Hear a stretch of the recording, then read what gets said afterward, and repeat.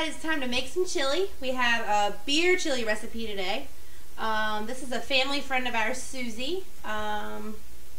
She has been around for a long time and shared this recipe with me. This was a chili cook-off winner.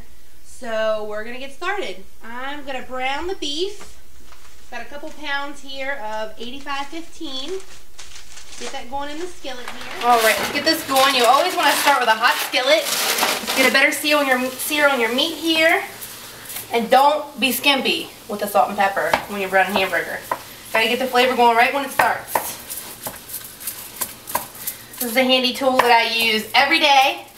Pampered Chef, go get one. It's called a mix and chop. You need it. Little fell out of there. It's okay to overcrowd the hamburger in the pot sometimes, because it's all going to go in the same place, doesn't matter. Got a little bit of house seasoning going here. This is my Idol Paula Deen, little house seasoning, a little salt, a little pepper, and a little garlic powder. You need it every day to everything. It's in every recipe I have, so don't skimp on it.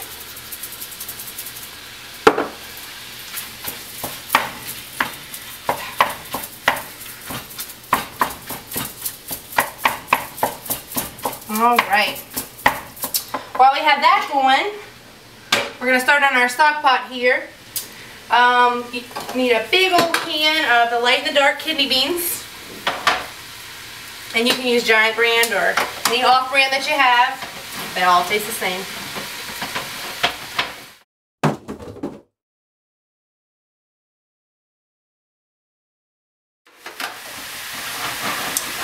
Meat's doing good over here. Give it a little stir. You want to get this as fine as possible. You don't want any big chunks in your chili. This is a tailgating favorite at West Virginia Mountaineer games. Everybody loves the Mountaineers. If you don't, wow, shouldn't be watching this show. Get those in there nice. Alright, the hamburger's gotten browned up nicely. Got it all fine. Put a little bit of dried onion in here to get it seasoned up nice. Don't forget, house seasoning. Make it. Cup of salt, half cup of pepper, half cup of garlic powder. Mix it together, shake it in. You gotta have it. I'm gonna finish this up. If you don't have a colander, that's okay to drain your hamburger. I just kind of make a little hole in here, get my grease over to one side, and then plop a paper towel in there. Might not be the greenest thing, but it all works out. Get a little squish in here, don't burn yourself. Not responsible for your accidents, be careful. Alright, we got our meat all drained, got it all spooned out there. Now we're just going to take this and scoop it into our big stock pot. Make sure your stock pot's big enough, because when you're cooking this and boiling it down, you don't want to have it overflow, because that ain't pretty.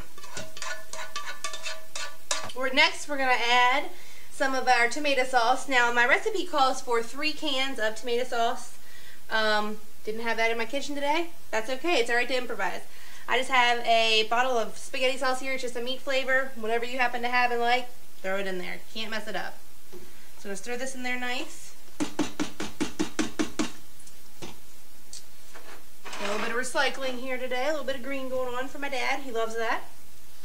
Next, we are going to add in, now the recipe also calls for 2 onions diced up.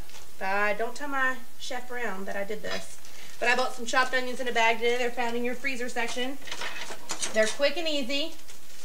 But if you want to chop up the onions and get teary-eyed, go right ahead. I'm going to add a bag of these in here. Next in here, we're going to add today some of our seasonings.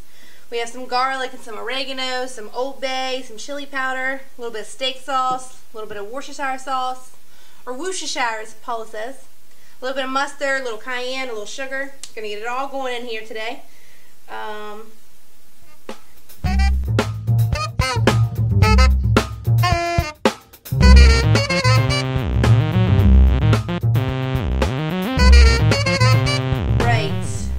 Old Bay. Now I use not just the regular original Old Bay.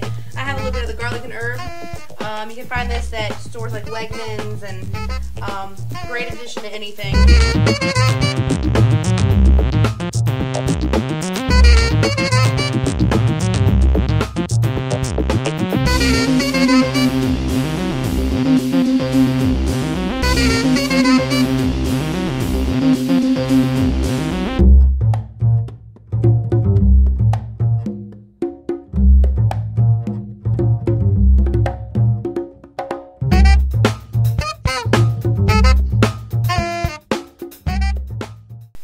right, and next we're adding the boys' favorite. Keep them out of this, slap their hands if you need to.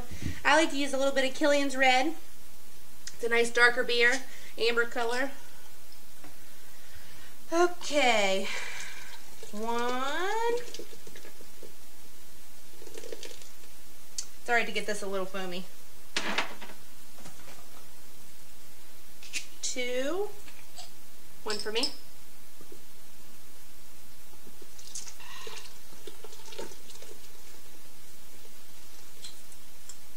Start out with 2. I like to stir it up. The alcohol is going to cook out, so don't worry. This is still safe for the kids. Give a little stir here. And you're going to let this come to a boil. Alright, did a few dishes, got a little stuff out of the way, kitchen cleaned up a little. Make sure you keep things organized, or Mamaw, my Mamaw, she'll come after you. Got our pot cooking here, about 30 to 40 minutes, let it just simmer and get cooked together, get all those flavors going. I always keep extra on hand to keep some of the tomato juice, we'll call it, V8. And I keep some extra beer. If you like some extra beer, there's some more flavor, more that I would add more to it.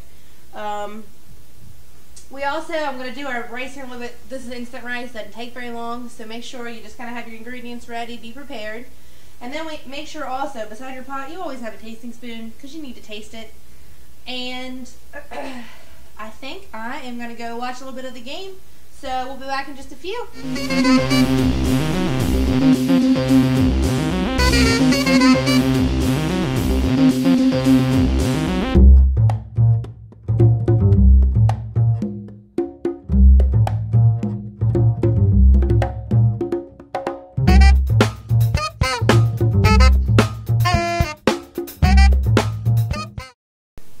Alright, I got our rice all cooked up here, nice and steamed.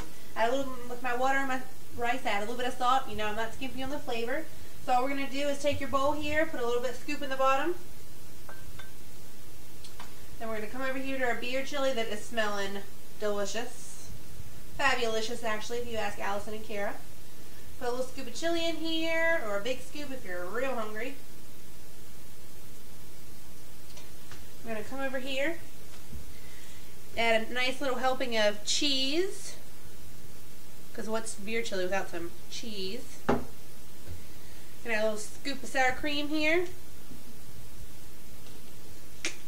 Top it off with a little extra seasoning. And that